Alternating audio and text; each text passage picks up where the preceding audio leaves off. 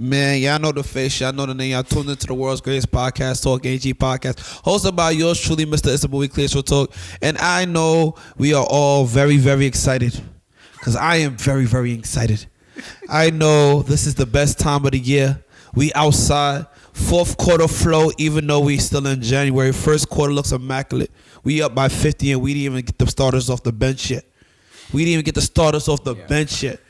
I got a special guest, and in traditional Talk Ain't Cheap fashion, I do not introduce my guests. I don't do it because I feel like I shortchange people when I do. I feel like there's no way in hell I could tell you more about this person than that person can tell you about themselves. So, guest, please introduce yourself. How y'all doing? My name is Cornell Williams. I am a freelance graphic designer, and I own the clothing brand Politically Urban. Shout out to Politically Urban. Come on. Hold tight, demand them. Nah, I'm excited. What else do you do? Because I know you was going to tell me more. What else? You say you a graphic designer, freelancer, you own Politically Urban. What else? Visionary, aspiring filmmaker. I overall humanitarian, pro-black. Love to see progression. I'm evolving into a builder, understanding what that means. I'm just evolving as a person, just continuously evolving. I feel like I'm an old soul as well. So, yeah. I'm happy for you. I'm blessed to know you. Let's start off with the freelance journalism piece, graphic designer piece. What made you want to get into graphics? Well, actually, I didn't even know. So it was actually my guidance counselor and my aunt's influence. So what happened was, when I was in high school, I had no idea. I used to draw when I was 8. My mother really didn't. She would buy me drawing books, but she didn't really pick up and invest in my talent. So really, I kind of sat on it until literally it was high school. I didn't know what I wanted to do. My guidance counselor was like, well, you should go to college. Things are going on in my family. She was like, you should go to college. I said, okay. I don't know what I'm a major in. She's like, what do you like? I said, computers and art. She was like, all right, well, there's a major called graphic design. My aunt wanted me to go to Full Sail. I just was like, I can't afford it at the time because she was like, will you do a scholarship? I kind of shied away from that. I go in, my guidance counselor writes my essay. I go in, get accepted into college. I get my first class, fast forward. I started saying, oh, wow, like I'm used to drawing, like literally looking at pictures and drawing when I was young, and I picked up on it a little bit as I got into high school, but now being in college, I'm like looking at the computer, Photoshop, all that stuff. I'm like, oh, wow, I think I could really do well at this. Yeah, like I really think this is something I really do like doing. So where did you go to college first off? Because I don't think we ever hit that point. Where did you go to school? SUNY Cobleskill. So you was in Cobleskill. Yes. What is Cobleskill like? Because I ain't never heard nobody who went to Cobleskill. You might be the first person I know that went to SUNY Cobleskill. Where is that? What do you do up there? What is that like? Okay, that's upstate New York. Where upstate? So that's like an hour from Albany. Okay. So we literally, it's like an agricultural school, but it's like an hour from Buffalo, 3 hours away from Oswego because they're up there, and I think it's about 3 hours I think from Syracuse, I believe. But it's it's really much in the middle. It's a very agricultural based school, but they had a graphic design program, and I also got a Pell Grant, so I got accepted. And my guidance counselor, she really pushed for the money for me to get in. Like I said, I wrote my essay, made sure I got in, and it was really a learning experience of just life. Yeah. So what is it like to be black at Cobleskill? Because I went to the University of Buffalo, so I have my own perspective of what it's like to be black at Buff. What is it like to be black at Cobleskill? If I can rehash it, I don't know what they've done now because this was like, oh my God, when did I graduate? Almost like 5-6 years ago. But when I was there, in high school, I really got an introduction to what segregation, what they say, de jure segregation is actually the right term, is like. It's like everybody's together, but everyone goes back into their own group by just likeness, interests. And I kind of felt like I was in a group as freshmen. Like we all kind of had this tribe of like the black city kids, like that went to this school.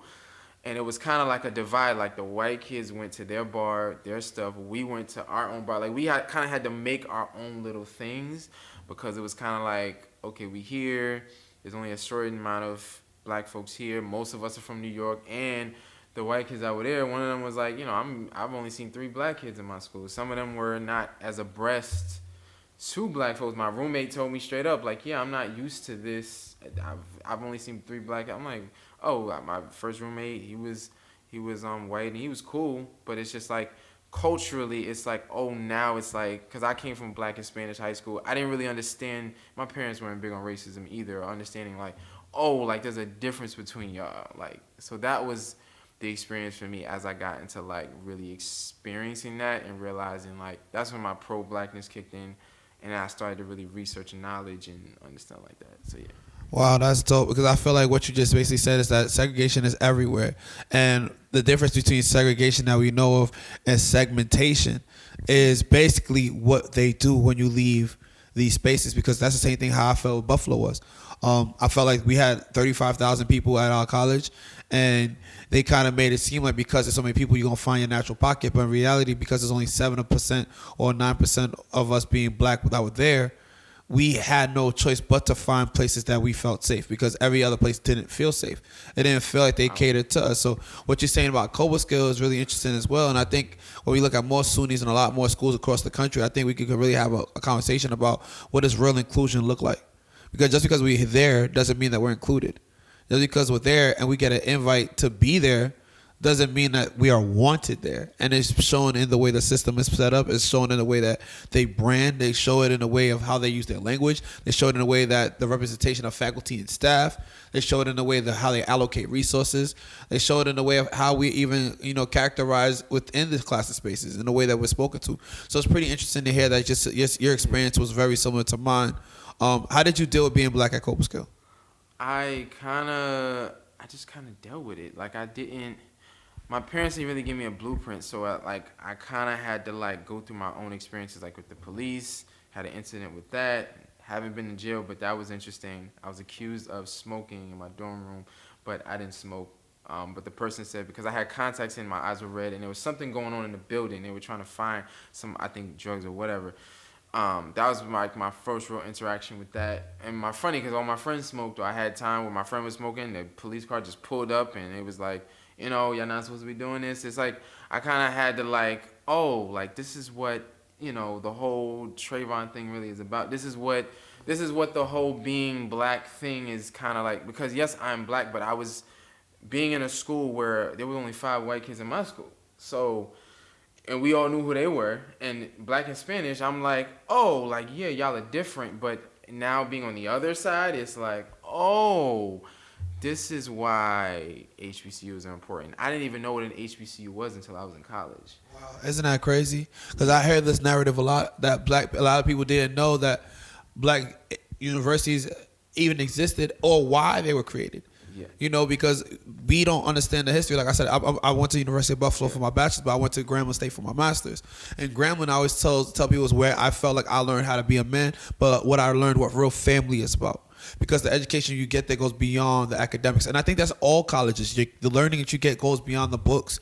But being able to be around a bunch of black people, and then not only just see black people the way that the white people see black people. Because that's a real conversation that most people don't have. Because I actually posted about this yesterday. You don't have to be white to uphold white supremacy. You can take a seat. Feel free to take a seat. Yeah, get comfortable. It's going to be a masterclass for real. So you don't have to be white to uphold white supremacy. And what I realized is when we go to these white institutions, what happens is we become friends because we don't have a choice. Like we naturally group together because we're all black and we need some kind of familiarity. But when you go to an HBCU and everyone's black, you start to realize the different dynamics between blackness and how different we are. So you don't have to be friends with everybody because they black. You can respect them because they are black and they like you. But that doesn't mean that you have to like every single person because they're black. And I felt like college, what these PWIs, where we lack when it comes to our black people and our black population is we don't ever take consideration class and culture when we look at us. Yeah, because I've even learned that. Yeah. Everyone, that's because they always say all skin folk ain't kinfolk. Right. That's a real thing. You talking to people from Long Island coming from long money, they closer to white people than white people. You thinking they whiter, you thinking they more aligned with white supremacy than you would think. And then you got people who are black who utilize black struggle as a way to empower their black experience. And when I say that, it's like, yo, you're black, right? You're from Long Island. You make your family makes over six figures, whatever, and you keep going gun ho about black issues. But the black issues that you trying to protest against don't even align with the black people you really supposed to be helping. So you got niggas in the hood who really go through real shit, and you're talking about those issues, but you're talking about it so it could benefit you and the black people in this class that you live in. But you're more disconnected to the black people you think you serving, because you really don't know what they're going through, and you're really utilizing that opportunity or that space or that black card to benefit you. Because if you really cared about real, actual change, you wouldn't. It's not so much you wouldn't speak on their behalf, but you would be able to actually connect those people to the resources and access that they need. You're more concerned with only really catering to the segmented group of people you fuck with who happen to be black. You also do that to be able to be the voice in the white room so that you can be important to white people, so you can be black. But when it comes down to really being black and being down with your people, when you're around them niggas, they don't even fuck with you. They don't even feel like you're a part of the conversation. They don't even know who you are. They don't even like you. You don't even embody to them what their style of blackness and their taste of blackness is. But when it's time for you to be black, when it's beneficial to be black, guess who you are? The blackest nigga in the spot. But when it's not beneficial to really stand up and be black, now you're the same person breaking down black people more than anybody else. So it gets real interesting that like I had to actually kind of get to a point when I was at UB that I was like, yo, you know what? Politically wise, I don't even consider myself black with these people. Because the black people I really go hard for, they know. They get it. Because I'm there. I'm still in those communities. I'm still in those spaces doing the work. Everybody else, they black on Twitter. They black in the white rooms. They black in corporate. They black in tech. But the people who really need all of that stuff, they not black. They themselves are not black enough to go help those people.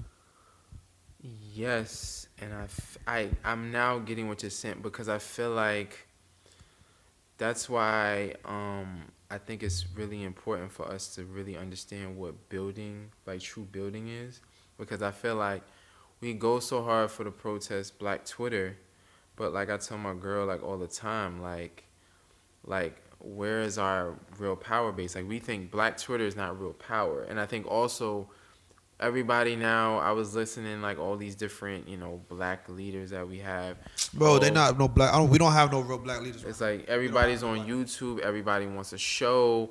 Everybody just wants to be knowledgeable and drop knowledge and I'm like, okay, there's a time for that, but we need actual resources, platforms to catapult over. And it's like, okay, you're building this, you're building that. But then I also realized that when it comes to business, right, we also try to say, well, with capitalism, that's why it's kind of like, well, what really is black capitalism? Because it's like, okay, we want to say your value is your value. And yes, that is true. But we also have to say, if the goal is to lift the whole community, understanding that there are different classes in the black community, right?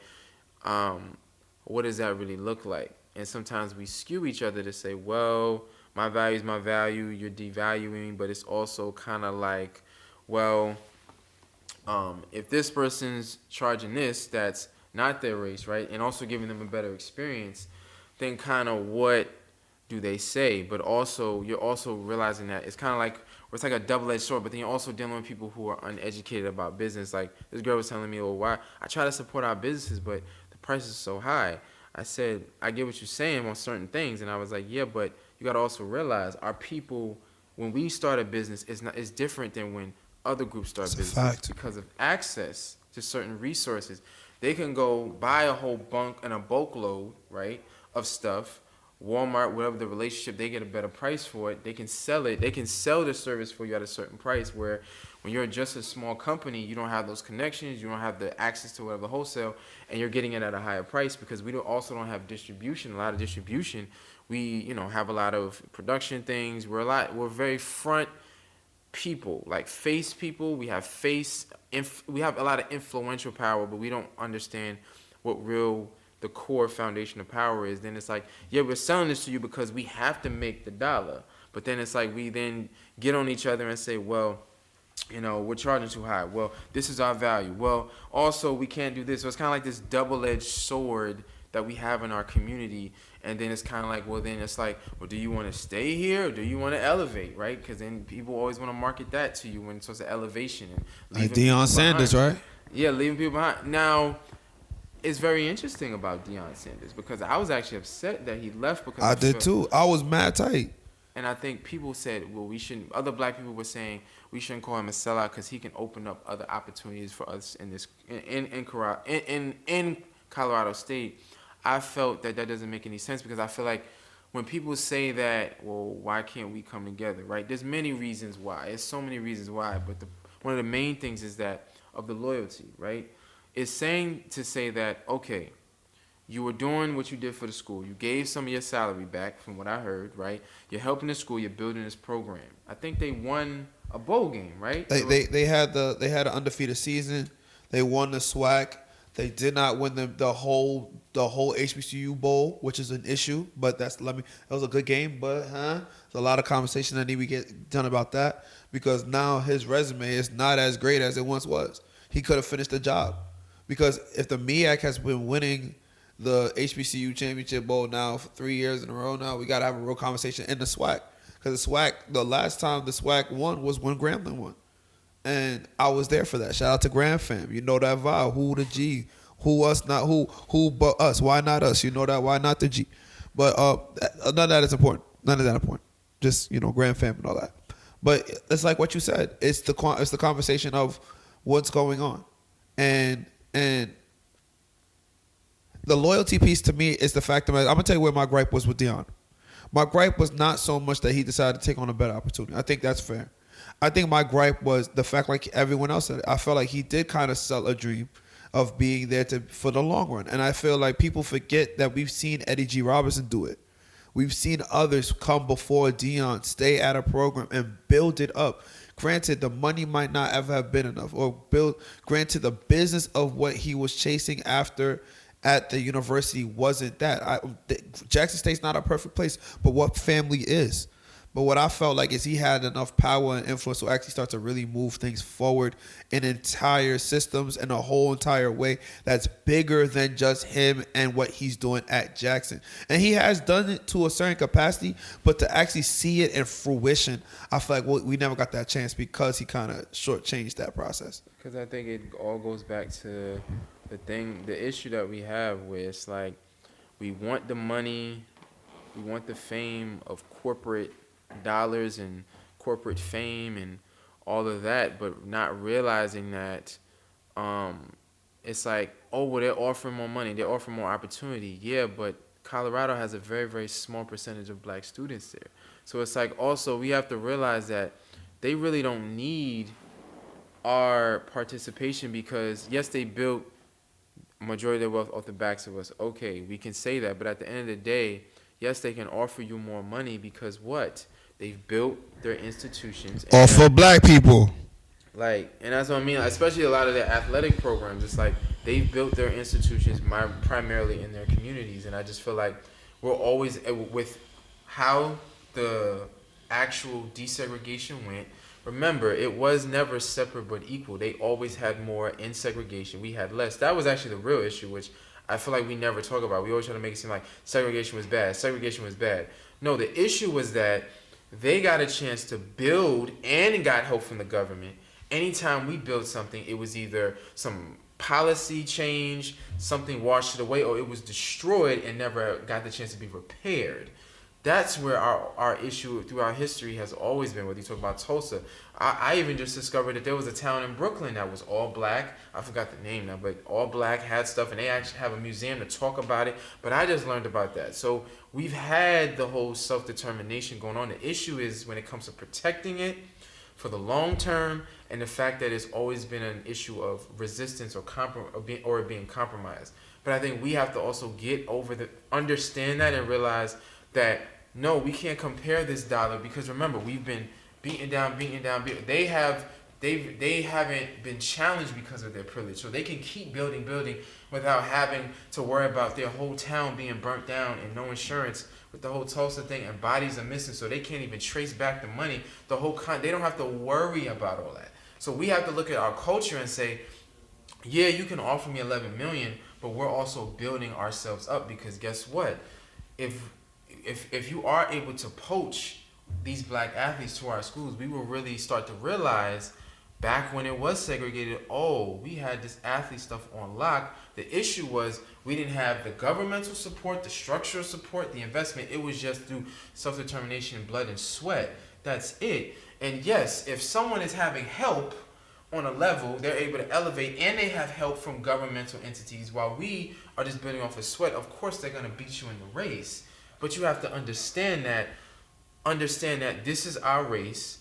We corner the black dollar and be okay with that. But I don't think we're showing that we're not okay with that. Like, it's never enough. It's at this point, it's like the only way we find happiness or satisfaction in what we do is by having external people say, good job, kudos, you did it. And it's like, bro, like, that's a form of white supremacy in that own space, because it's like, bro, if a white person doesn't say you did a great job, does that mean the job is not great? You got to think, what people don't even understand about segregation, that a lot of folks forget, is that the teachers and the educators coming out of the black schools were amazing. Like, we had some of the best educators that was bar none. The only difference was our infrastructure, our actual schools where we actually were doing a lot of stuff. They probably were not as nice looking.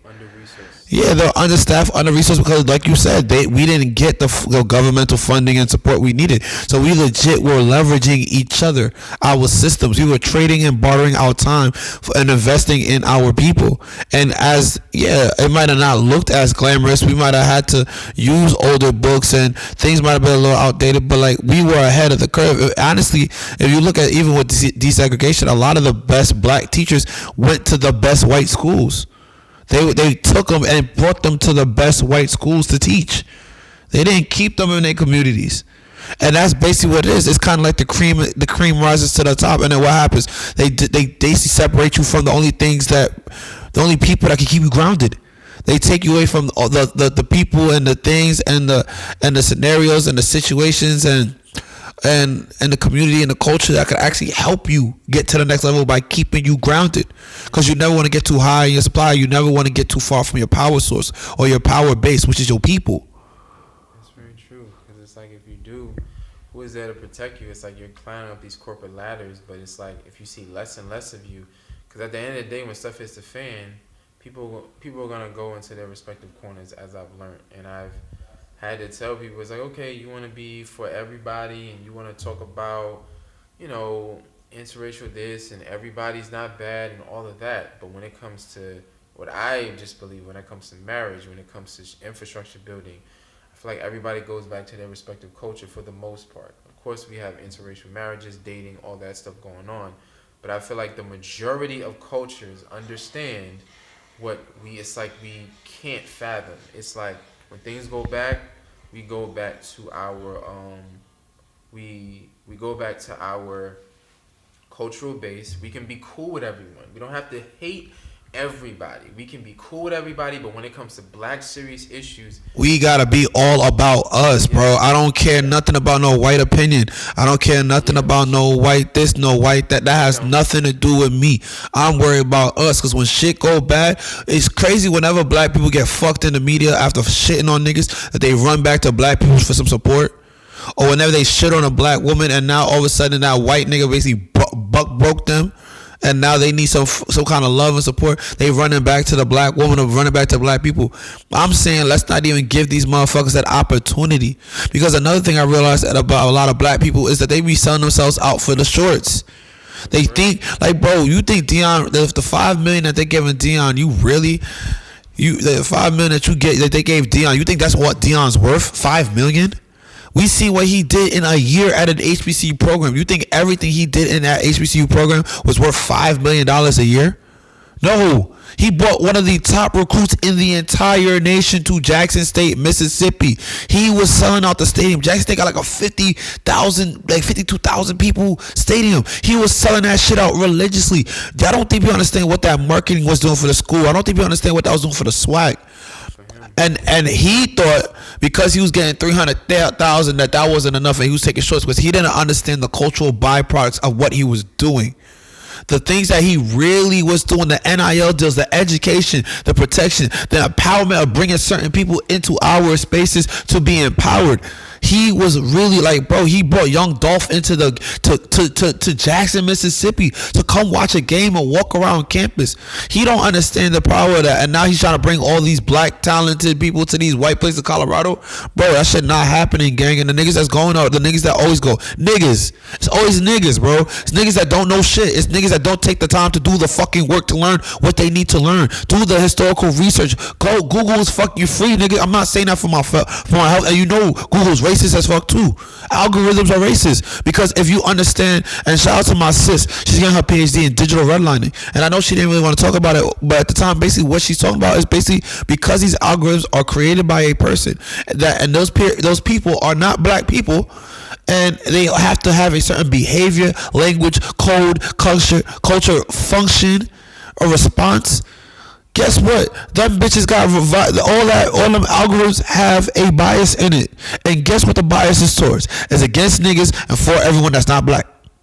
And I think we have to have a conversation about that to be like, again, you work at Google, you work at this, but then how much percentage of you do you see? And then again, you're in this space, you're getting paid well, but are you at the real table? And I think we keep thinking, oh, it's the money, it's the money. No, really what you want is the control. And I feel like with Dion, it's like, okay, they're going to pay you more.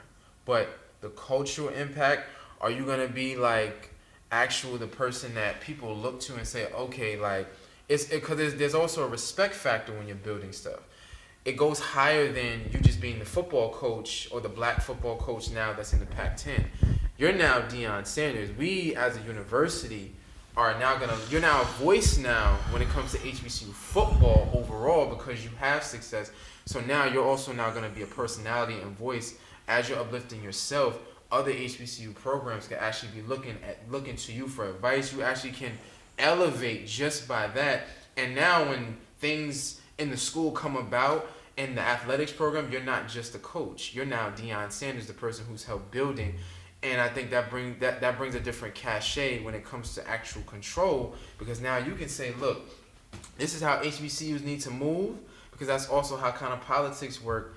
And it's like, okay, if you don't have the money, then you got to be the person that influences to move the money. If Deion says this is going this and this is going to get us the money, you're now more likely to have the power because you're actually building the school.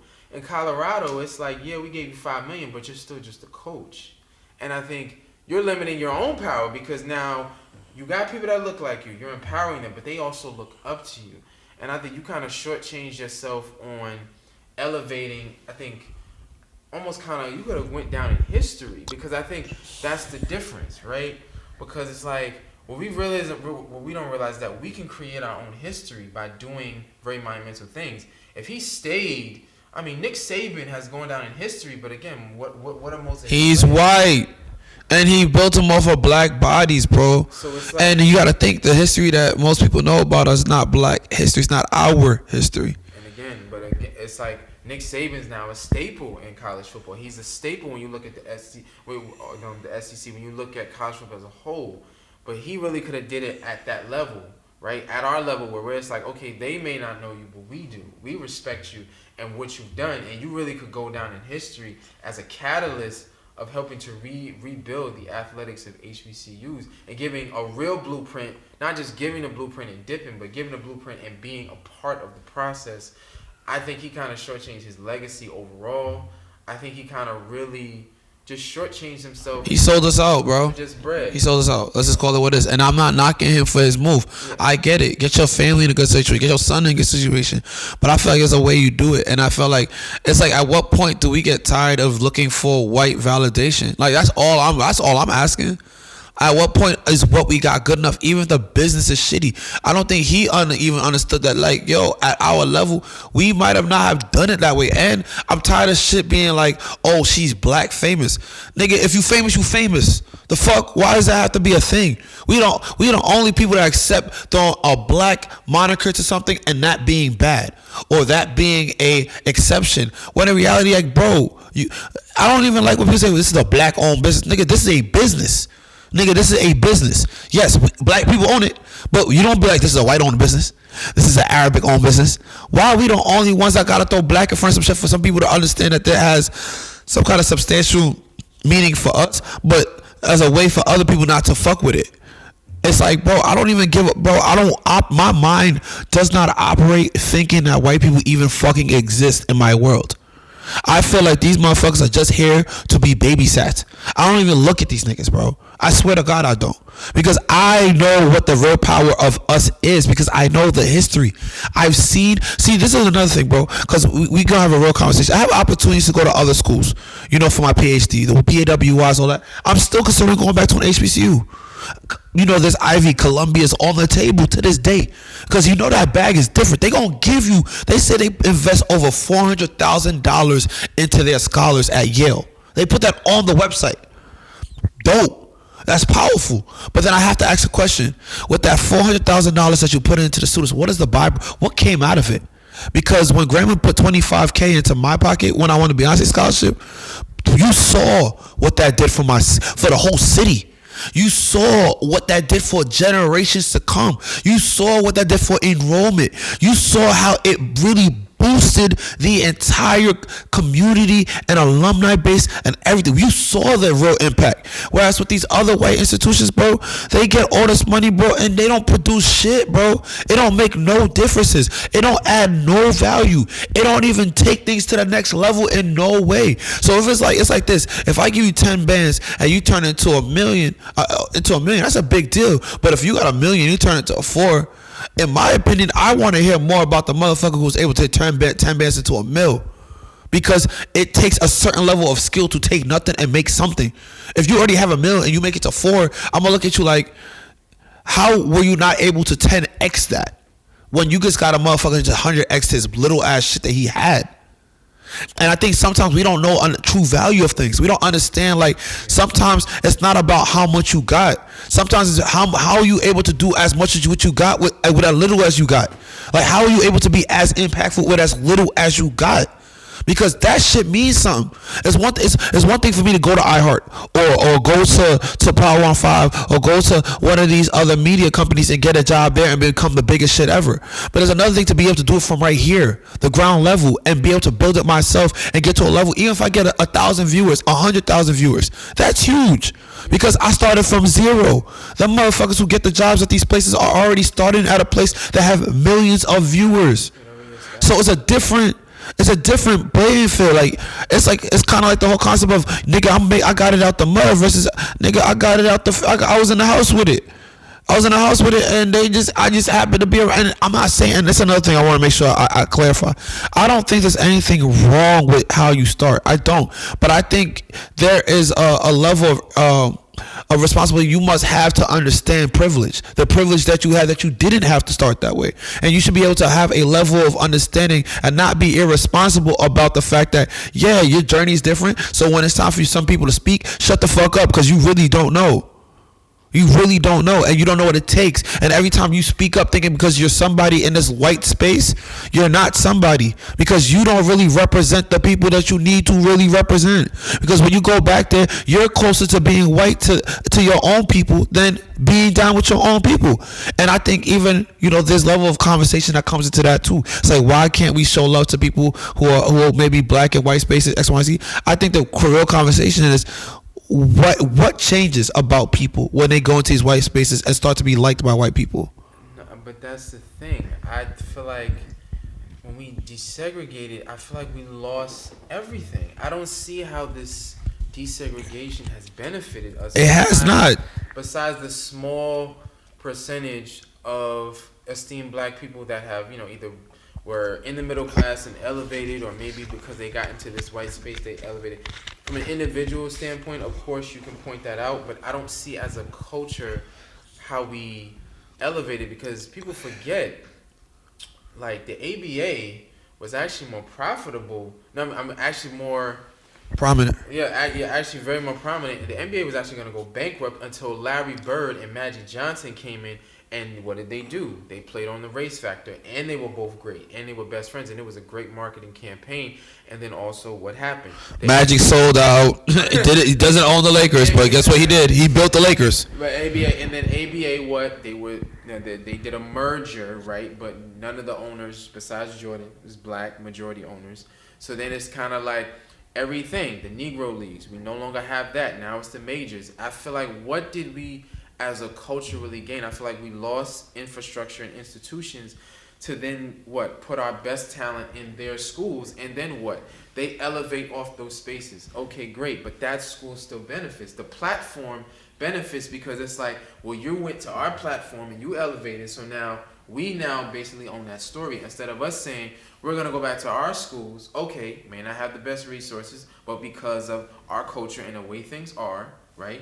That's the reason why, but we're still going to elevate. And now what happens? But foundationally, we've built this, we own it, and we control it. We control this resource, and with us controlling this resource, we now can have full dictation about where it goes, how it elevates, whether it stays where it's at, or whether we want to buy from each other. Because we also don't also talk about like acquiring businesses that are already built, maybe from older black people. It's like, because then what do? If they don't find a buyer, they want to get out of it, they'll maybe sell it to outside of their community. Yep. Because they want the bag. And they're like, but then we also got to think, we have to elevate ourselves to be like, no, we're going to buy our older businesses from black people and keep that in the community. Because remember, there was one business I read that's had like, it's been 100 years in business. I think it was like some black business. I believe it was a barbecue restaurant. But things like that, like keeping also our businesses that were made. I feel like also our issue is like, we either sell it, then we got to start over. Or it gets compromised and we got to start over. It's like we keep trying to start over when other communities have had generations of building. So yeah, it's going to look bigger because they never had to start over. So they're just saying, okay, grandpa died, the life insurance was lit, he prepared structurally, I'm going to take this $1 million and flip it. Okay, it circulated properly. Okay, we're going to take this $5 million, we're going to flip it. Okay, now the fourth generation comes. We got money. New innovation comes out, new products come out. Okay, now we're going to take it to the next level. Okay, now that new innovation comes in, like Warner Brothers, all these big companies, they're very old. It's not like Warner Brothers was started, a couple years ago. These companies are very old. A lot of the Hollywood, you realize when you start to really unfold a lot of companies, big corporations, be like, oh wow, these companies are very old. Even some of them that we think are new, that we didn't know were making money. And I think that's also a thing we have to look at. You don't always have to be really in the limelight to make your bread. It's like, I think Chick-fil-A was making money for a while. A long time. But they were making money for a while, generationally, but it wasn't until I think recent years they got the popular notoriety to where now they're now one of the big chains. But I think it's good to look at that and say like, okay, they weren't, but they're now raking it in, but it took generations after. But hey, that can happen with something we're doing. But we're also going to say, well, things are going to get better with time but we have to give people time. We have to also take that mindset into our community and say, well, let's keep churning, let's keep building. The way we want to keep hustling and grinding, and keep the mindset of, let's, can't stop, won't stop.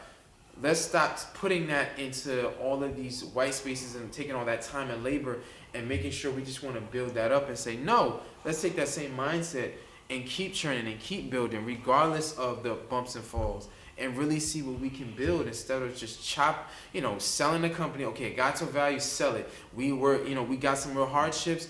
We don't know what to do, sell it. And any big company knows that there are going to be innovation, hardships. There's going to be a bigger company that comes in with a better idea, but you make sure you figure out a way. Like the biggest big corporations haven't sold yet. Disney hasn't sold yet. They bought. And that's also another thing. It's like, you want to be a big fish or you want to be the fish that just takes the money? Because Disney what people have realized is that Disney has so much outlets that they can't really be canceled. They control so many things.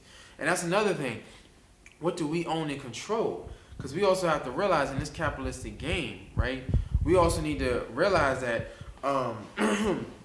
these big corporations are big. Like Disney owns 60% of Hulu. Like they've also took this thing of they want to be the big fish that controls, because they realize you can't really be canceled when you have so many outlets. So many outlets. You got 30 outlets. They diversified everything to the point that it's intertwined into all things that have to do with the world. Amazon did it. Music, when you branch out, you get great at something. They hone the fastest shipping. They really are just a distribution network. That's really what they are. They don't really own much. They just are the platform to connect the buyers to this. They have great marketing. They're able to get the customer, and that's how they make their bread. Then they did great with that. Okay, now we're gonna branch off into music. We're gonna branch off into this.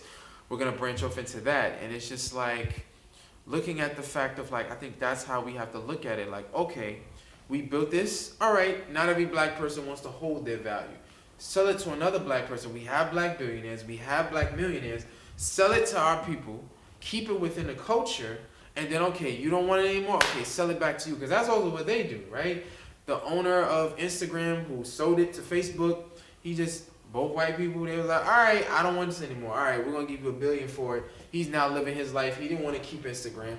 Facebook now keeps it as an asset, elevates it. He lives off of his $1 billion, and he's fine. We're going to have that. That also happens in other communities. But Facebook they didn't sell it to Robert Smith. They didn't sell it to Diddy. They didn't sell it outside. They didn't sell the asset outside. It's like, okay, I don't want this anymore. I built it. I want to cap it because that's the nature of capitalism. Okay, we want to keep this in the family because there's brands like Louis Vuitton that have houses of brands that they hold the value, buy other companies, and they keep it within their community. And now it's a whole beret of values and stuff like that. It's a community now at this point. Yeah. It's a bunch of black owned, or for them, in our terms, it's basically a franchise now. Everyone owns their own league. Everyone owns their own house. Everyone has 40 acres and a mule. We've built it up to the point that we got our own security system. We have our own brand. It has its own ecosystem. It has its own smell. It has its own feel. It has its own everything. So if the minute that one of these go down, guess what? Everything else can't.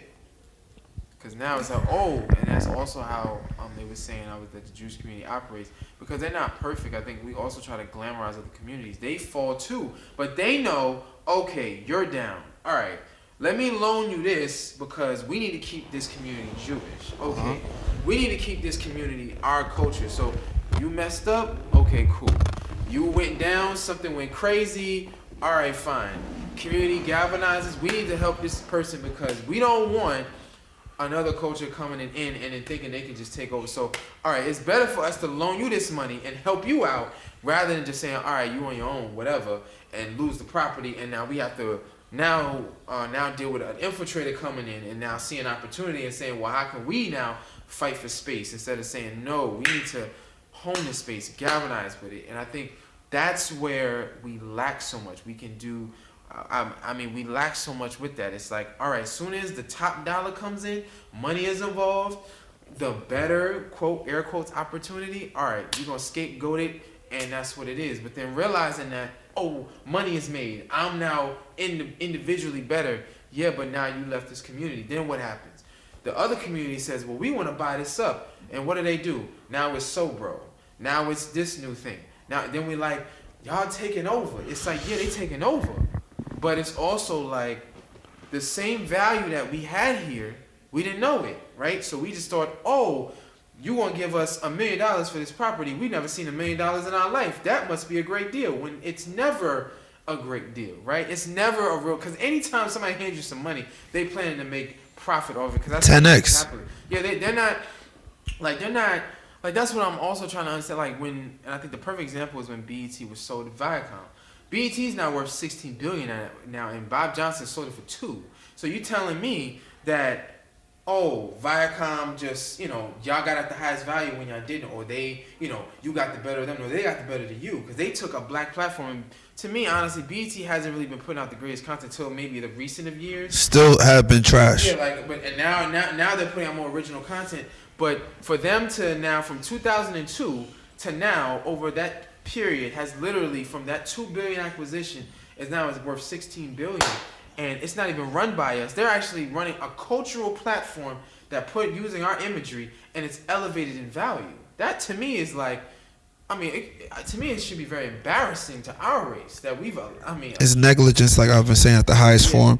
And the reason why they do it is because they, like I said, you don't gotta be white to uphold white supremacy.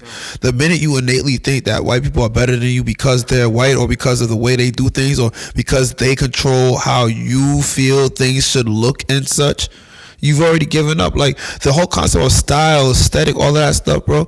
That's all white people trying to whitewash how we do our thing.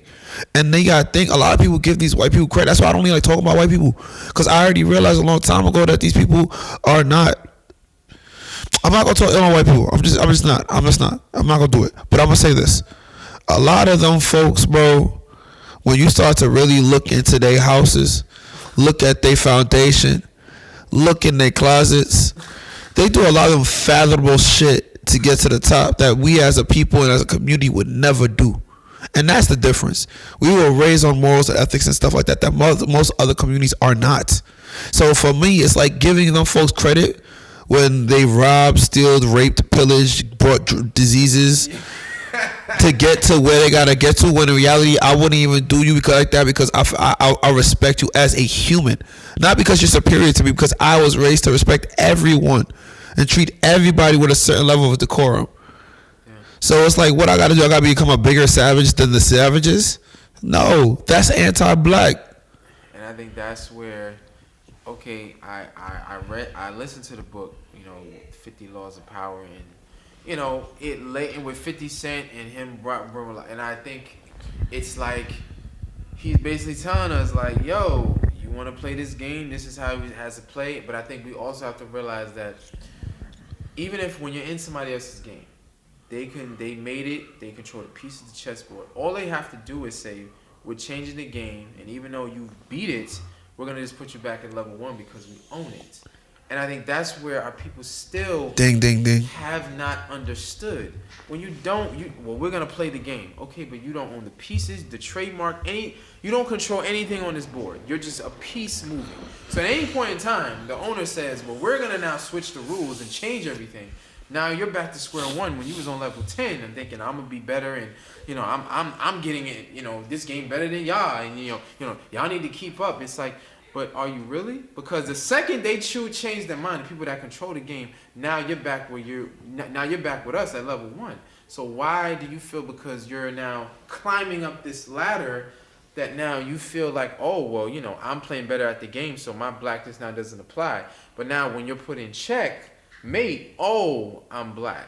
Or now it's like, oh, I understand. It's like, oh, but when you was winning and you was with them and it was all cool, but then when shit hit the fan, like as you said before, and then what does that show to other communities? Oh, we're divided. Oh, they can just hand us whatever because we don't know the value of it. We don't know the value of ourselves and what we create. So we can just hand you whatever. You take it. We know the value. We know what we're doing. And we're just going to now create it, build it, and then when we build it and create it, you're gonna look back and say, "Oh snap, we missed out on the value." Yeah, because they know their value. They know the value of us.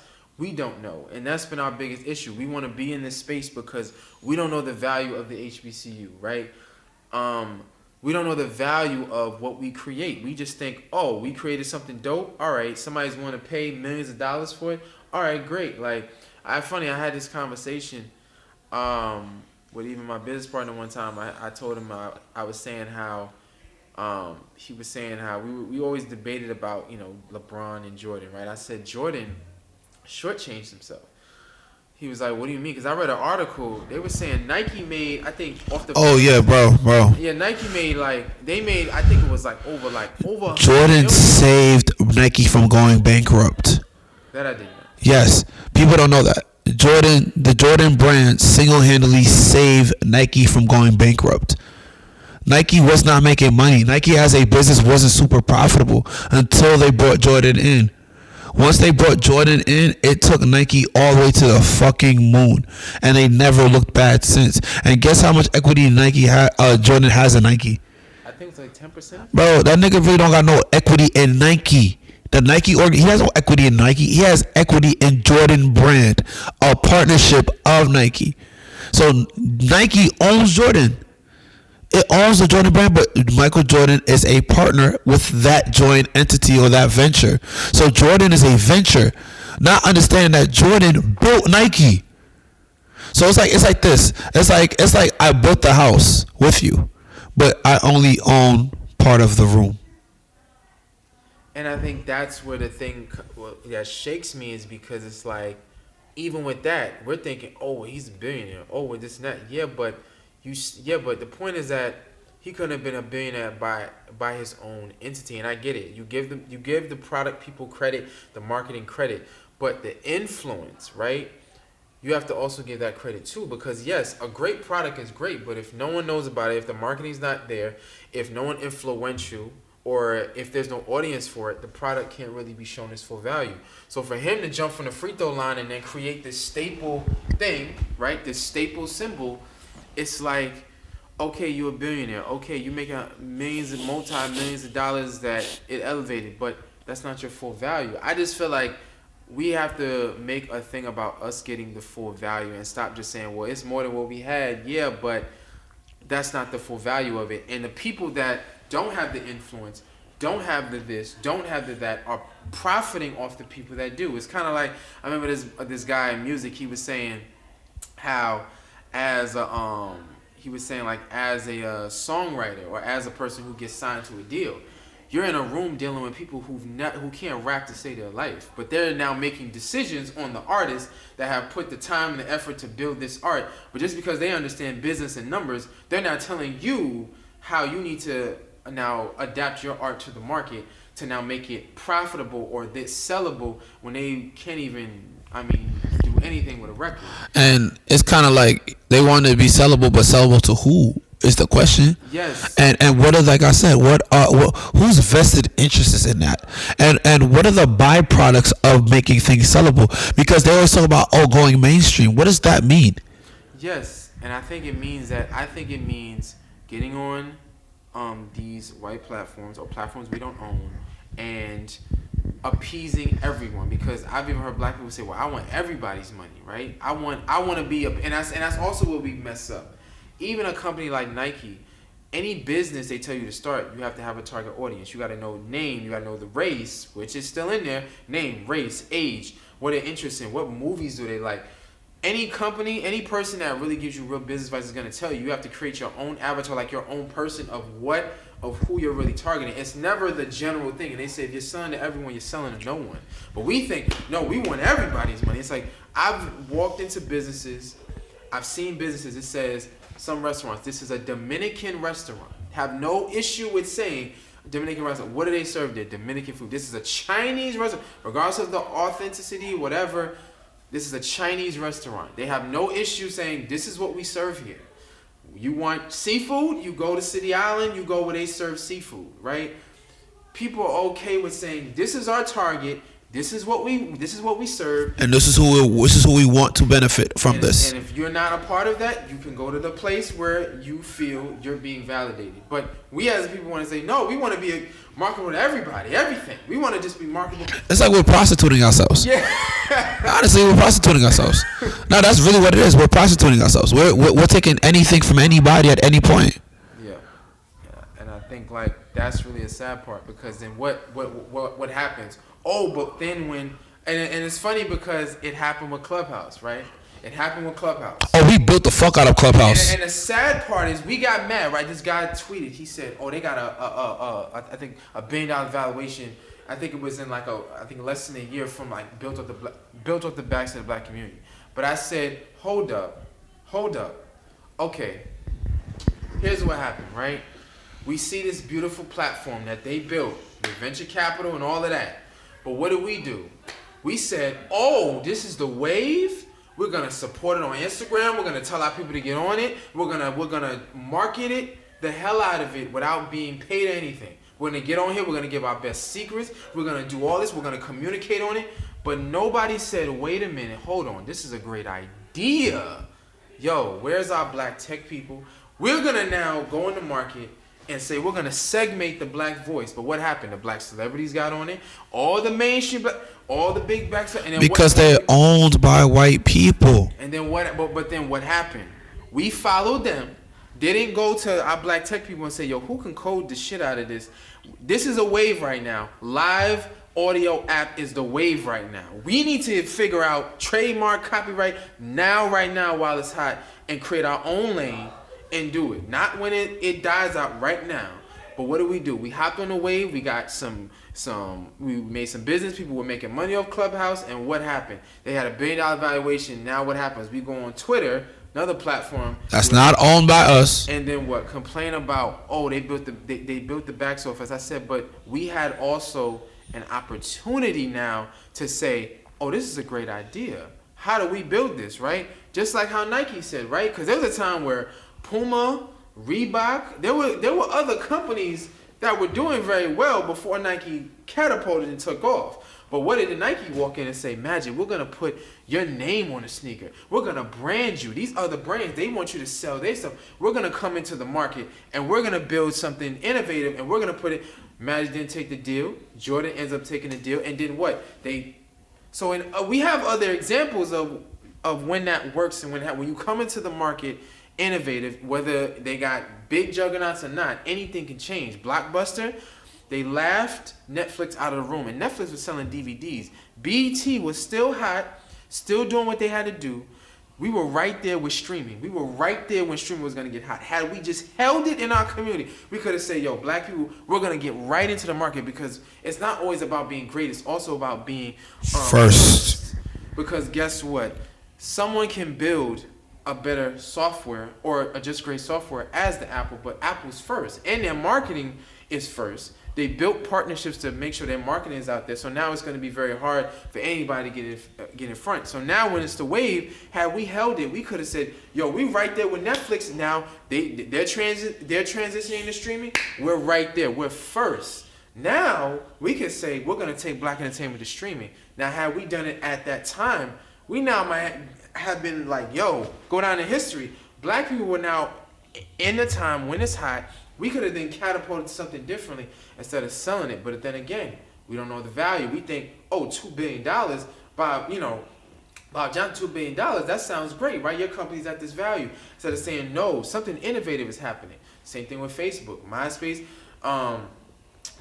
could have bought them, but guess what? They sat there and said, no, we want to bring something innovative to the market. Y'all don't want to buy us? Blockbuster laughed at Netflix and said, we're hot right now. They let innovation come, and then they elevate.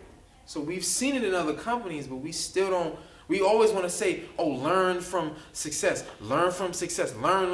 Not knowing that a lot of these people's successes didn't come in a way that is honorable.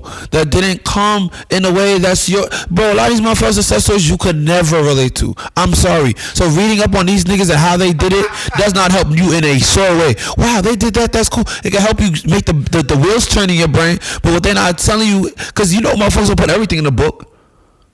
What they not telling you is all the unfathomable shit they had to do to get there. How many relationships they had, how many bar mitzvahs they've been through, how many people they knew already, how they got into the Ivy League school, who person sits on the board of committee that got them in, how many grades they had to get, so got changed to, bro, come on.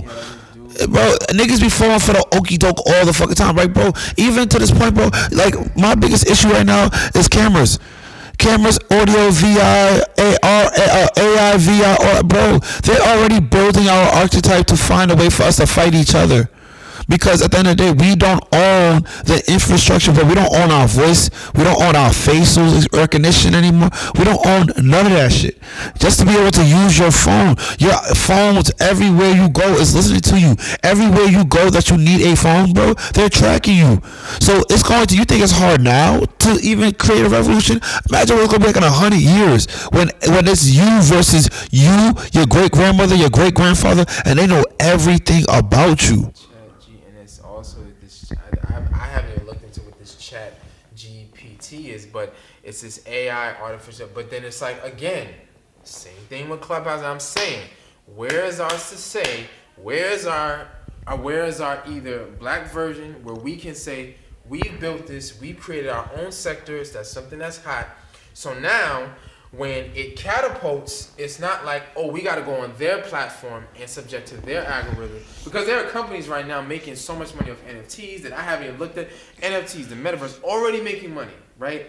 And we're seeing it happen. When innovation happens, where are we? Either the last or at the tail end. But the money's already been made. It's like the infrastructure already been built. It's like, yeah, it's like we're last. It's like the real estate is already, the digital And real estate is already. and at this point, all you can do is rent it. And then what? You never own it. And that's the thing. That's the beauty about. That's what we have to get out of this.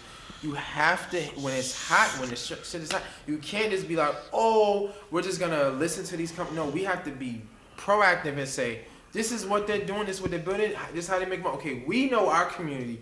This is what we need. We need wealth. We need this. We need that. Okay, crypto's making money. Okay, we have to find a black cultural version of this product to make sure it benefits our community exclusively, and not just say, oh, we're just gonna hop on this, make some money, and then You jump out.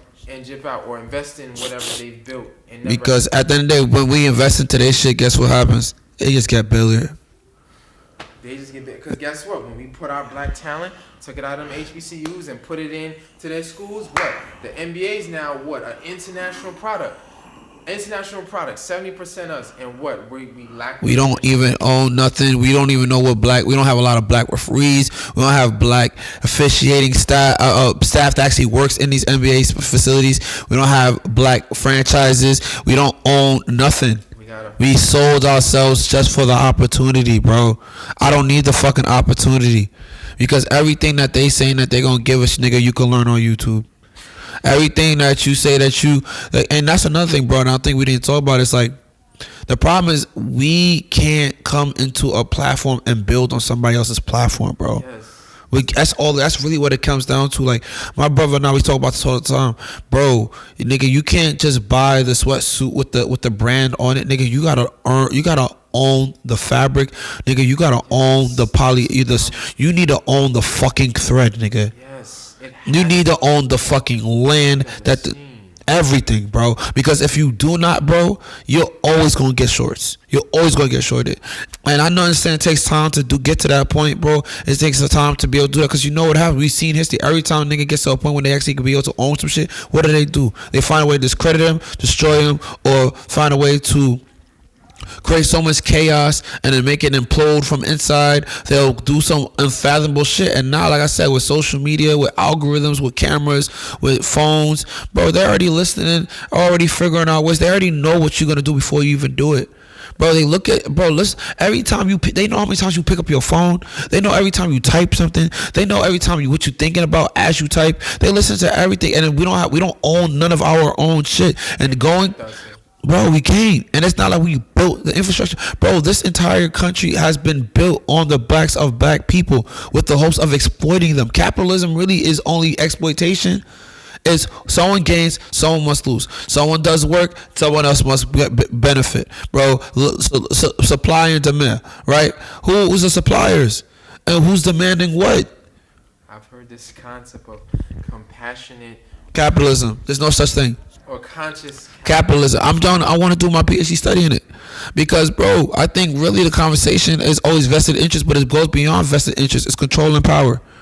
It's controlling power. It's at the end of the day, who owns what? And at the end of the day, you know that the world is actively, and it's not just the United States. The world is actively trying to destroy black people and black men and black children and black women. Actively, black families. And I think, and it's funny because when Dr. Umar's one of his favorite interviews when he talks about the black power base, and he said how the government, are high. It kind of feels redundant that we keep talking about civil rights, but that was kind of really a high moment for our community as a whole. It just kind of where it talks about how he was saying that America took out the factories. They went into our schools and took out the factories back then, because skilled men and women, right, when you're able to financially provide, men were able to use their hands, more skill. You could work at the factory, good job, pension, everything. When you're not worried about the money, and you can now focus on the struggle because your family's good and all of this stuff. And it's just so interesting to me now how it's like he was saying now we're the only race that our women out earn us in certain ways. And it's just crazy to me, because I'm just like, the black family is so important, which is why my brand is I really want to focus on it, on that. The black family is so important, and we try to make it seem like, oh, it's about love, and love is, you love whoever, and that's it. And I just feel like, no, I feel like, yes, you can be attracted to people, but I think real, true, deep love has to be built. You can have lust, attraction, but it has to be built. You have to do the work, and I think it's based off of choice and trust. I don't think it's just you see somebody, oh my God, you love them. You may see somebody, you're attracted to them for whatever reason, whether it's who you saw growing up, who you were, the images you see, media, whatever, influence. But I think we also have to really think about the black family. The black man and the black woman are not aligned. Our interests, we're not helping each other.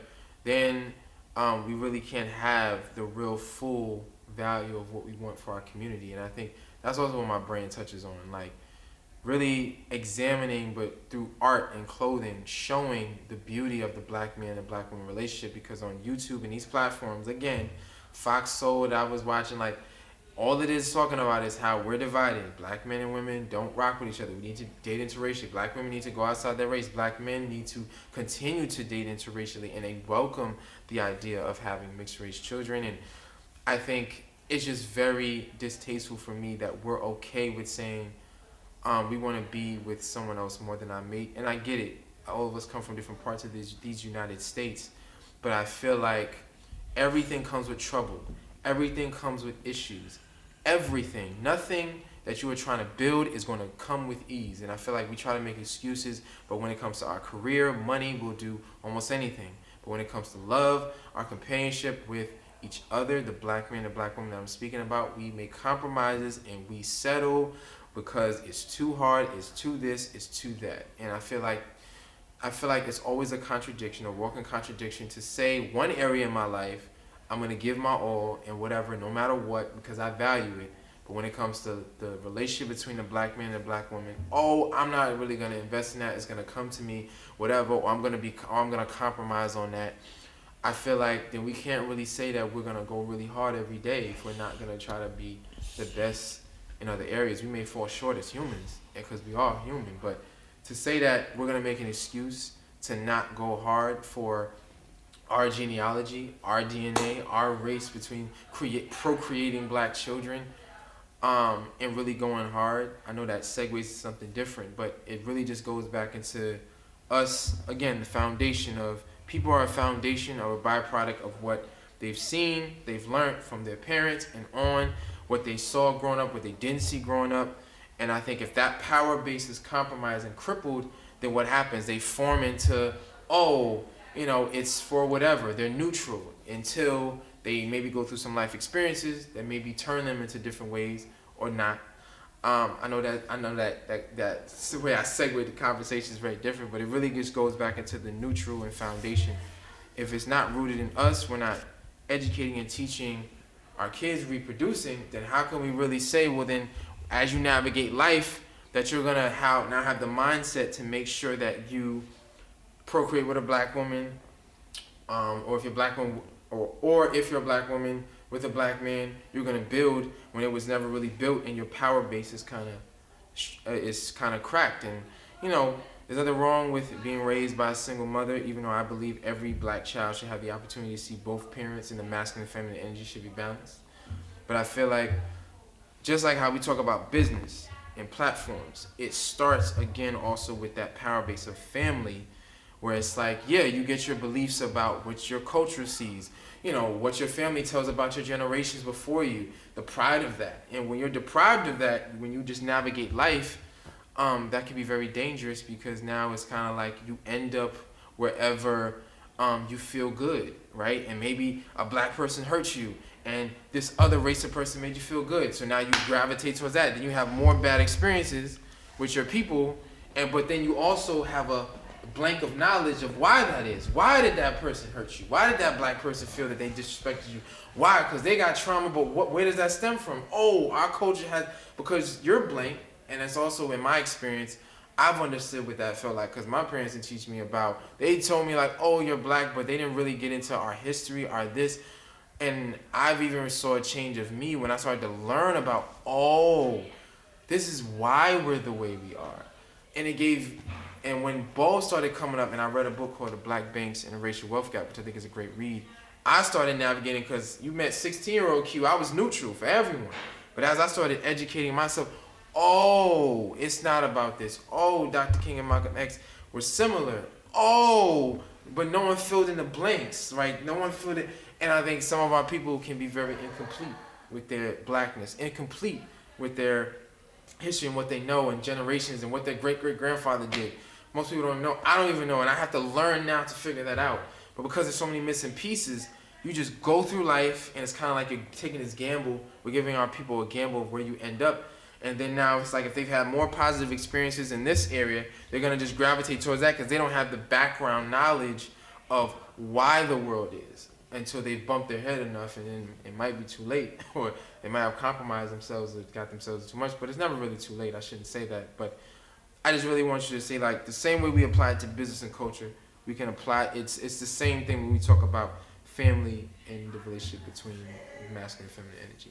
Hopefully I didn't. No. I like what you're saying. I just think from my perspective, what you said, and it's where you're taking it, is that politically urban has a responsibility to go and reclaim everything that is black and create our own ecosystem, and that's basically what I was trying to tell you, and that's why I told you I didn't want to charge you for the consultation, because I understood that the byproducts are too large.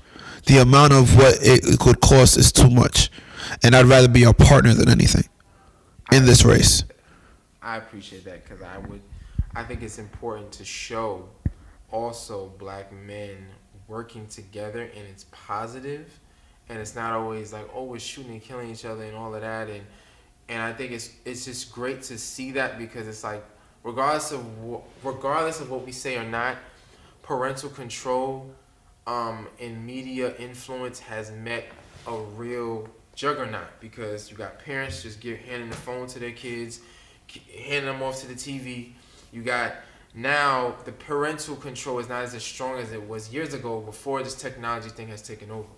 So I think it's very important for us to show in our families and spaces, and also now in also media, that we can work together. It's nothing jealousy, it's nothing positive, it's not a Jay-Z and Dame situation.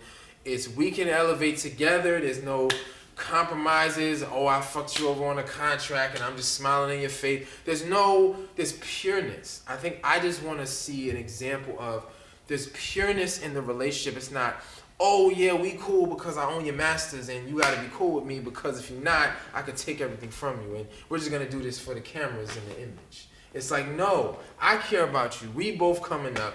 With the business is pure. It's nothing malice. You doing your thing, I do my thing, and we help each other. I think that starts off, like I said, for me, I made it very clear that I'm not even going to work with anybody that morally and ethically does not align. Yes. That's why I first thought, because I think the problem is people have to talk about, like, people start businesses in this ideological space where it's like, yo, we both is hungry and happy and we just want to go get it. All right, cool. But then they talk about, yeah, but when we get to that point, things ain't gonna change. We're gonna stay focused. And it's like, how do you fucking know? And where I'm at with it is the way that you fucking know is that you put that bitch in blood, nigga. We gotta stand on that shit. Like, we gotta. Wow, that's a hard frame. We got to be everything that we say we are. Good, bad, happy, sad. We gotta be able to understand, like, bro, I'm not afraid to walk away. I'm sorry, I'm not. I'm doing this for something bigger than that. And I feel like you tried to touch on it. The minute you put a price on something, you naturally devalue it. Because if it's priceless. Interesting. You get what I'm saying? Okay. That's why if you notice, like, you can't just get immaculate shit. Like, you can't, like, legit, there is, like, you can't just start making my immaculate shit, bro. Where you gonna get it from? Who you gonna go to? Or you gonna take my shit and go make it? Niggas gonna know it's not real. You knocking it off. Guess what? Guess who you empowering? Not yourself. Cause I'm owning everything about this bitch. Like, bro, I know where all of my products are right now. I know who has what. I can count on my hand how many people have stuff. Cause I've personally given it to them. It's a piece of art, like you said, right? So the minute that you devalue the art, you devalue art. I sold a hat for $30, not because I needed the $30. I just needed it because I know that that person that bought it for that price, for what it was to them, it represented something bigger than that. And I know that if I would have charged them what I know I would have charged them for it, they would not be able to afford it. And it's a hat. Because what you're not paying, what I realize is same thing like with the idea of the concept of God, religion, everything else. What you're paying for is not. What you're paying for is the idea.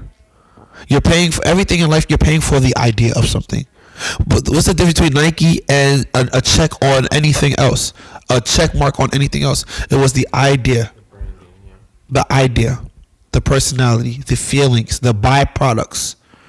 So what you do now is you don't, in any way, shape, or form, put yourself in a situation where you have to either shortchange yourself because you have to play a game. You just choose not to play at all. And you do things the way that you do compassionate capitalism is you chase the way that you do it is that you chase compassion and fuck capitalism. That's compassionate capitalism. You chase compassion, you fuck capitalism. And how you do that? You fuck up the matrix of what capitalism is. And that's the only way you do it is by understanding how capitalism works, how it thrives, what systems in place allow capitalism to function. The problem is motherfuckers don't want to do no fucking work. Niggas don't really want to do the work because the problem is the minute you beat the game, the reset is not going to just be, oh, they start the whole thing over. The reset could be like they blow up the entire United States. That could be the reset because, bro, they said by 2050, black people will not own anything. They said like they will have a zero network. What the fuck does that mean? How is that possible when everybody is mixing with each other? How many biracial motherfuckers do you know? I actually don't. So what is blackness really going to look like by 2050? Everyone's going to look black.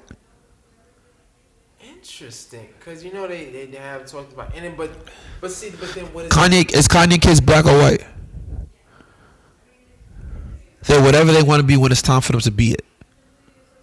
And I think, but biologically, since we say black people are the original, what are we still? Bro, what is blackness?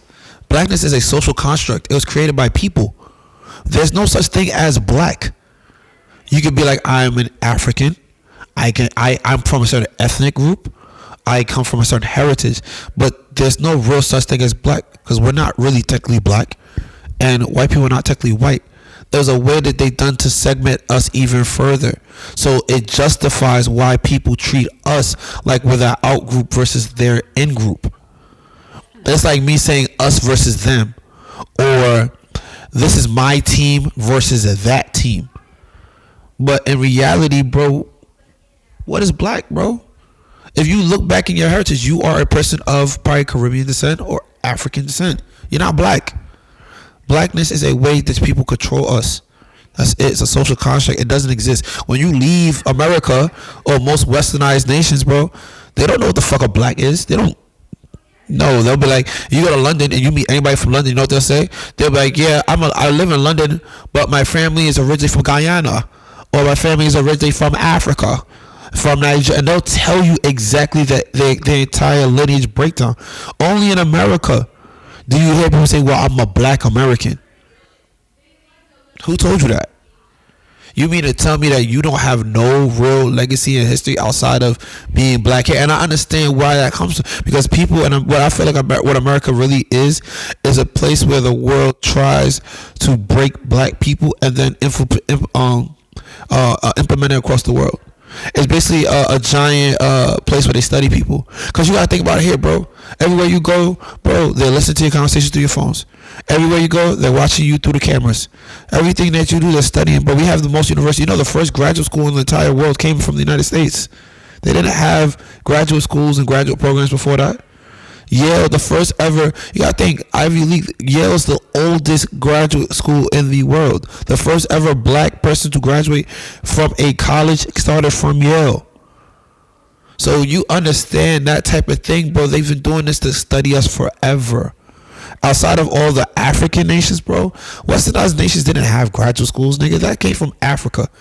Bro, they said Picasso, you look at all Picasso's art now, bro, you go side by side and look at all Picasso's art, bro. Bro, all he did was whitewash African art. That's why he's so famous. He took African-inspired art and then basically turned it into European-style art. That's why Picasso's dope. So you gotta understand, like, bro, the world is actively trying to destroy us because they can't take us. It's basically like you have fans. White people are just fans, but they're obsessive. And the problem is we are not obsessive with them. So what happens is we don't pay as much as attention to them because we don't give a fuck about them. And while we're not paying attention, guess what they're doing? Hitting you with the okie doke, studying every move, listen to every conversation, listen to how you say it, where you say it, why you do it, watching where you go, how you move. They know exactly when you don't pay for your buses. They know exactly everything. They watch. Because every time they watch you do, guess what they're doing? Figuring out a system or figuring out a way to profit off of you. We're the only ones that don't care to profit off of people because we just give a fuck about people. We have hearts. We're generally good people. We're not monsters. We're not actively trying to like pilgrimage and rape and like we're not pillaging nobody. That's not us.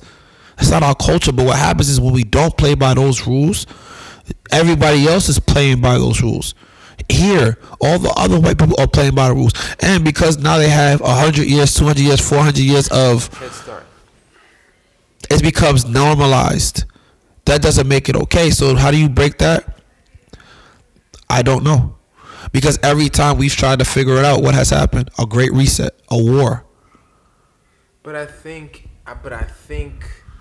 the blueprint has been given to us. Like I remember this. They destroyed a lot of our books, brother. They destroyed a lot of our texts. They've destroyed a lot of our archives. That's why HBCUs are important, because they're like the last frontier of black archives. A lot of them places already been destroyed, infiltrated, changed, erased, scattered across the world, hidden in white institutions. You never thought about, if you really start to, the reason why it's hard to get to Ivy League is because they hide all of our black works in the ivory tower. Where is the ivory tower? A place where only white people are comfortable enough to go do the reading and digging and get to access to it. Think about how many black scholars we've had that you never heard about. Is that on purpose? They lock us out on purpose. Bro, did you know there's only 0.04 or 0.4% of all PhDs are black men? Think about that. So you mean to tell me none of us out of the 12% of the United States can get a fucking PhD or has the ability to do so? None of us, when we can be able to be the best basketball players, best football players, best rappers, best everything else that has nothing to do with things that really matter? But I feel like, I think that's okay though. I just think it's like, okay, right? We understand this game. This game is ruled by capital, right? To me, I feel like the only way to really have any peace in America, right, I think for us is that we have to I think build our own. I think that's the thing. I think it's going back into a de-jure segregation mindset where it's like we're leveraging each other, we're leveraging our resources, but we also are keeping an uprise on what is trending, what is making money, what is elevating in capitalism, and then being able to turn that capital into institutions where we can, in spaces that we have built, but also using that capital, because everyone using that capital to also protect what we built, but also we can do what other communities do. And just like how the United States can negotiate with China and we have a lot of stuff made in China, we can also negotiate to say, okay, just like how they said the Italians and the Jews had to find someone to hate, which is the black people. They had to find somebody, but they were also, people forget, they were going against each other. So they try to make it seem like we're savages. They were also in their communities going against each other. Once they made it okay for the Italians, the Jews, the Polish, and the Russians to be considered white, is when everything went the way it did, and that's what low-key desegregation kind of allowed. But it's like, but that's the thing. It's like a new common enemy. It's like us saying, okay, you're Caribbean, you're Moor, you're Nation of Islam, you're Christian. Okay, cool. We have different values. But see, here's the number one thing. We all have the same skin tone, whether you're foreign or whatever. And guess what? Unless they speak to you, they're not going to know anything about that. All they see is, for face value, you're black and there's something else. So when they come over here and try to infiltrate this, all right, we're going to have infighting, we're going to have whatever. I need you to stop all that and say, this is a threat coming, which is going to affect all of us, and not say, well, I'm Caribbean, I'm an immigrant, I'm a Moor, I'm the nation, I'm a Christian, I'm an atheist. That doesn't affect me. No. This threat is coming, and guess what? If this affects you, it's going to affect the livelihood of all of us in this space. And be able to say, all right, we're now going to galvanize and say, okay, we're not going to be perfect. We have the denominations, we have differences, but understand, like other cultures do, because it's funny because I was talking with my friend, and she was talking with an Asian person, she was saying, like, yeah, like, we have our own issues in our community where if you're a certain, I think it was like, if you're a certain, I think either Japanese or Chinese, or like if you're a certain denomination of Asian, yeah, it's like there's some beef, there's some strife. Like, we try to glamorize other cultures like they don't have issues. Bro, we don't know how to keep our family business to our fucking family. We let everybody come to the fucking cookout. We let everybody have a fucking say. Bro, democracy don't benefit us, bro. You gotta understand, bro, even... Bro, this should just get too deep, bro. I get very, very upset because it's like... It's to the point where it's like, bro, like... It's at the point like you have to really kind of create your own economic and ecosystem and family, everything. Because, bro, your own family ain't family no more. Like, it's just what it is, bro. You have to create what your own ideals of what family is. You got to be able to protect. And the problem is now, the issue that we're really facing is that there's so much noise in the marketplace. There's so many more players. And, bro, and intel, there's no such thing as a secret. There's no such thing as privacy, bro. Everyone knows where the fuck I'm at, bro. You know what I'm saying? Like, everyone knows what we talk about. They hear it. They know that the only way people gonna get to hear it is off of their platforms anyway. So you don't think that they're constantly trying to silence us? Like, the digital redlining is a real thing, bro. You got to think about the digital footprint. There is no, bro, the intellectual property of what it means to be black, bro. If we just look at what we've contributed on the socials and digital media, bro, and the fact that we don't own any of it. Black woman is responsible for the GPS. Another black woman is responsible for 3D. Black women were responsible for getting niggas to the fucking moon. And that's what I mean. Like, again. And look at her life. Look at her family. Let's see how well-to-do they are. Does she have a fucking NASA, a spaceship? Does she have her own NASA? Is she the one running NASA? Does her great-grandkids run NASA? Does all her kids that were, like, Bro, what the fuck do we get out of helping anybody else? Nothing. We get shit. We get nothing. So why are we even, bro? I think as people, we not fighting. We should be like, we're not fighting these niggas' wars. We're not fighting. We're not paying these niggas taxes. We're not doing none of that shit, bro. If it's not going directly to black and benefiting us, I'm not interested. I'm sorry. And I think that goes. Our fabrics, everything, bro. We own everything that has to do with us. If it does not, I'm sorry. I'm not interested. I'm sorry. No matter money, fear, tactic, nothing. I'm sorry. I'm not interested. If you want to sue, it's okay. I have black lawyers too. And if you guys want to use your white ass jury and stuff to prove it, well, guess what? I'm not showing up to the court date. And I think, yes. And it's funny because I was looking at this black woman. She was saying there's a way you can live you can have a non-citizen like passport, and you can just live based off land and sea, and you can actually say I am as this whatever nation. Like, my brothers even look into the fact that you can be your own nation, and there's ways to get access to funding that's different from the consumer side to this side. There's an alternative way to live that's never been taught to people, and if people know it, they're gonna charge you crazy for it. But there are alternative ways to live and get around the system. My only thing is this. You know how people be fearful, bro, and I get why they fearful, bro. Motherfuckers be really killing niggas, bro. Like, I don't think people understand what kind of unfathomable shit our ancestors went through. Yeah. Like, I don't think people really get it, bro. Like, I don't think we understand how blessed and comfortable and compliant we are. When George Floyd happened, bro, niggas ain't fucked nothing up, bro. They fucked up their own shit. They didn't go and destroy all these, nigga, they fucked up their own shit.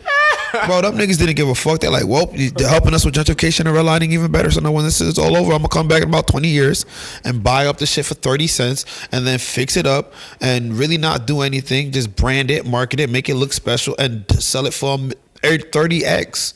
And then you know what's gonna happen? They're gonna give George Floyd a block on the block to say thank you so much for it. And you know what they gonna do? They're gonna commemorate every time, and they're gonna replay what happened to him, and they're gonna make sure that everyone knows how bad it was, and make sure all the trauma and everything, and then distract you from the fact that still his family ain't got no money, the cops are still free, and all these people. And who's to even say, bro? Just be honest, who's to say that those cops are really even held liable?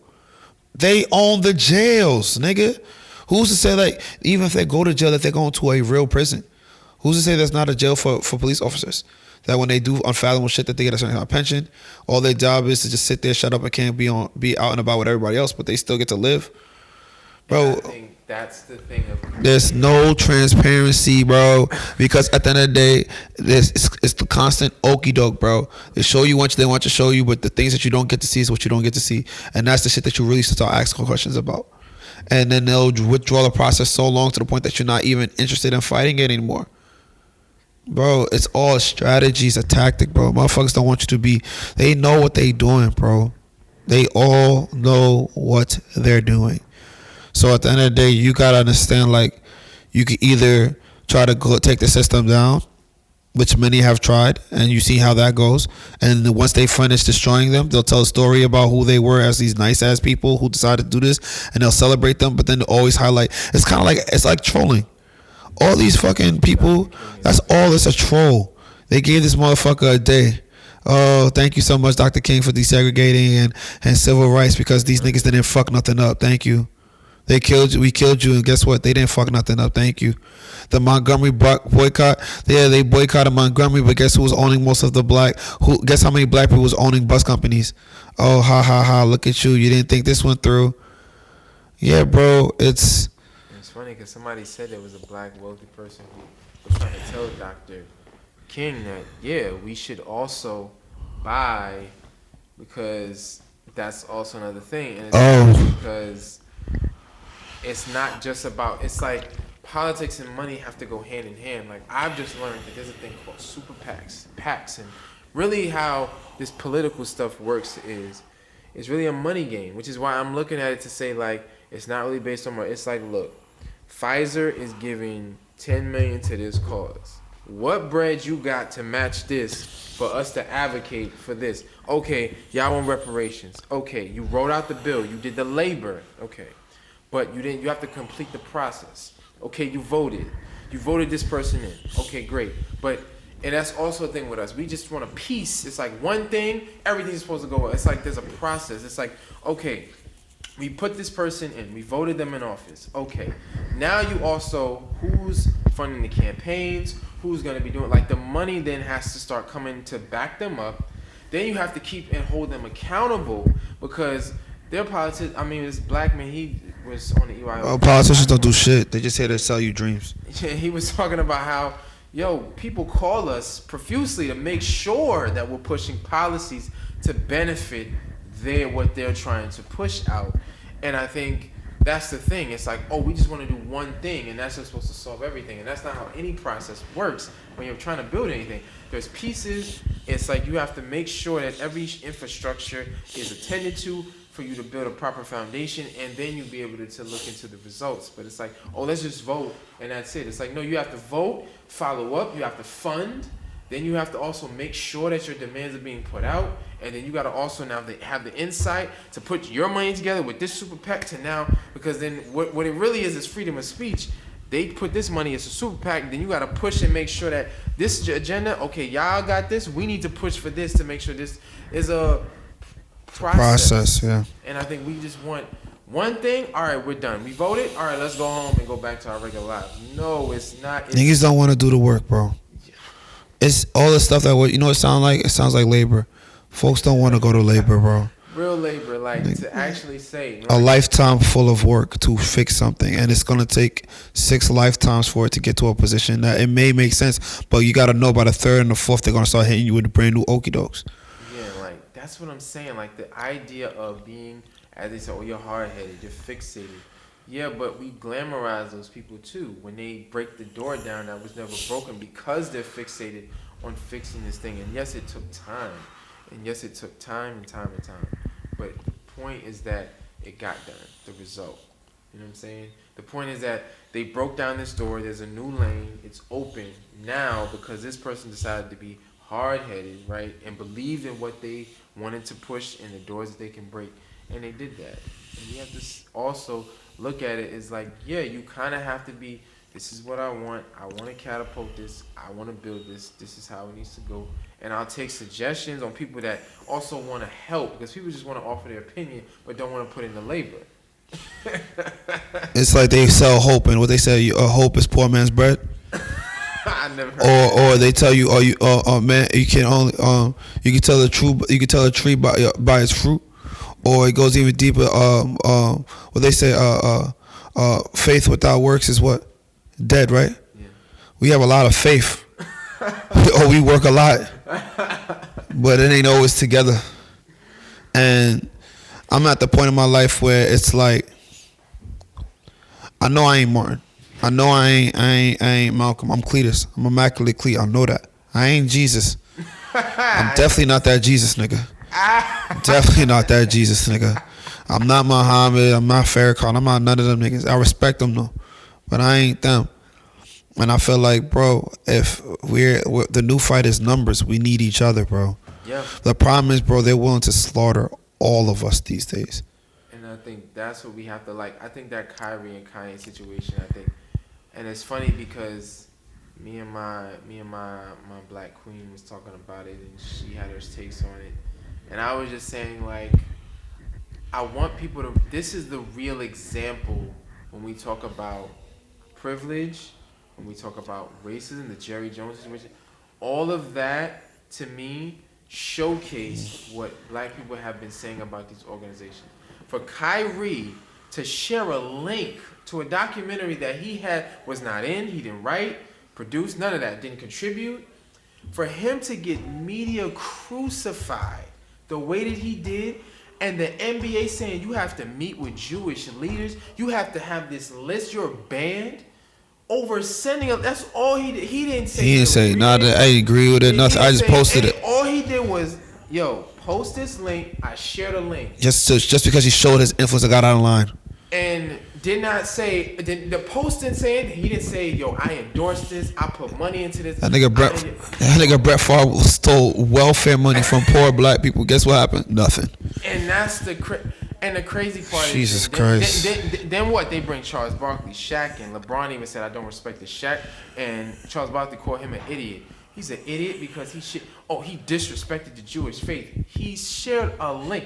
Oh, well, everything in that movie disrespected the Jewish faith. I said, I'm pretty sure we all in life have shared something that we may have regretted, or just because somebody told us about something, we just shared it. Really didn't really know what we were sharing, but because someone that we knew we saw something interesting and shared it. They just want your ass to shut up and dribble. Shut up and dribble. Be a nigga. Go to work, nigga. And now to be like, oh, he needs to do this. Stay on the field, nigga. But then what happens? Listen here, boy. Jerry Jones is now in a photo showing how he was racist as fuck, and niggas is like, well, yeah, he was 6. What the fuck? He was 10. He was 12. Not knowing that we all went to public school. We know what 12-year-olds are capable of. Stupid motherfuckers. That's why I tell these niggas shut the fuck up, bro. So I don't talk to these niggas. That's why I'm not interested on their platforms. But it sucks because we gotta get in front of the eyes, bro. We have to, because ain't no real change gonna happen if it's only 6 of us listening sometimes. It needs, the world's ears need to be here, and the world is watching. So, I mean, we could talk forever, bro. I know you got things to do. If people want to connect with you, how can they do so? And what is the future of Politically Urban? Because I think I have an idea for it. Okay. So, and don't tell all your family secrets and recipes. That's what these stupid niggas be doing. They tell everybody their family recipes and shit. Now they all fucked because now they don't own any of them. Okay. And now everyone eats their food. Okay. And starts food chains off of it. And they're still at the house mad as hell that they gave up their recipe and don't have no equity in the recipe. Didn't trademark it. Don't copyright nothing. Okay, Politically Urban, right? You trademarked that yet? Yes, I did trademark it. I did trademark it. It is a trademark, and we did the LLC. So I actually have to, yeah, we did definitely the trademark it. I did that years ago back. So Yes. So the thing about it is that politicallyurban.com is where you guys can purchase today and also get a little insight of the brand. Instagram, we're really pushing. We're not on TikTok yet, but Instagram is where our home is, and you can really DM me. I'll respond. I'll answer whatever questions you have. How you want to connect, collaborations. We are open. I'm always open to collaborate with other fashion brands, other innovators. The future of Politically Urban is now pushing to be the brand for the Black family, and really to through art showcase um, the positive ways that Black men and women can interact each other. Because being political is not just in politics. We're a political actors through many different ways. You can show politics is almost really in anything. And that's really what we really want to push, is really be the brand for the Black family, but also to elevate, and as we build in the fashion, really show people what we've been talking about. Like, I want to get to the point where I'm making, I think, my own blanks. I think I've only seen one Black brand that makes actually their own blanks that people can catapult off. Like, I want to build my own blanks. I want to figure out the manufacturing. I want to figure out how we can even source fabric, from the motherland. I want to even figure out how we can make our own hardware, like actually our own sewing machine. How does the embroidery machine be made? And really try to build some hardware, really getting to deepness in this. But while in that journey, building other outlets to say, okay, politically urban, we're going to use an educational piece to educate other Black-owned clothing brands of how I built it, what my philosophy, what my philosophies were in building it, and how we can help you as well. Building an independent platform. I don't want to build through social, like the social channels of YouTube. Because really, after we catapult, I kind of actually want to go to the point where now we can kind of have our own websites, URLs, where people can connect with us, talk with us. We have our own website for our media part, our podcast part. We have our own website for this, just so our content is always owned by us, owned on our platform. We don't have to worry about being censored, and really trying to be the front runner of showing that we can have an independent website that's not associated with YouTube or anything, and still it can get traction through many different ways, and still can reach people based through the technical backend of like SEO and other things like that. I really want to figure out a way to do that and not feel that I have to be on YouTube or have to be on these platforms to make a sale, connect with my people, and make sure that I collect the data, which is the most important thing, phone numbers, emails, to make sure we can keep in communication with people, and just really be an innovator to feel like I can and really figure out how we can create something independent that really can catapult and benefit our community. I think we onto something. I'm excited for it. I love you, my brother. I pray for you. I keep you in well wishes, and I know that the way that the world's going to set us up for the future, we're going to be blessed. I'm not concerned about these folks and not. I don't even like these niggas' fabrics. I don't even care to. I don't like their food. They don't even season correctly. Their taste is horrible. I don't care. Call me a bully. Do something about it. Shout out to all my young Black talented people. Like I said, shout out to Politically Urban. Fuck the politics, we the politics. And like I say, you're tuned into Talking Cheap podcast, hosted by yours truly, Mr. Dismantling Cleveland Talk. Shout out to all of our sponsors, Immaculate Scent, The Smell of the Vibes. Shout out to the Peace International Market, the Communities Market, located at 3240 Richmond Terrace, Staten Island, New York. Shout out to Choose Peace, which is coming out 2024, 2025. The only brand that represents women in a higher level. This is it's so beautiful. It's close to God. Shout out to Humble Fits. Shout out to Sweet XBL. Shout out to Talk Ain't Cheap Network and all of the programs running out. I look forward to having Politically Urban as our new flagship show on Talk Ain't Cheap Network, as well as tomorrow's headline coming soon as well. Shout out to just everything that we do, everything immaculate music, immaculate scent, immaculate everything. And shout out to the Clears Group for bringing all this together, empowering this, and making sure that we continue to grow. And like I say, you tune in Talk Ain't Cheap. It's not that deep. It's a vibe. Call your mother, let them know that all them other people lame as hell, bum ass niggas. Yeah, call your mother. Don't poke the bear.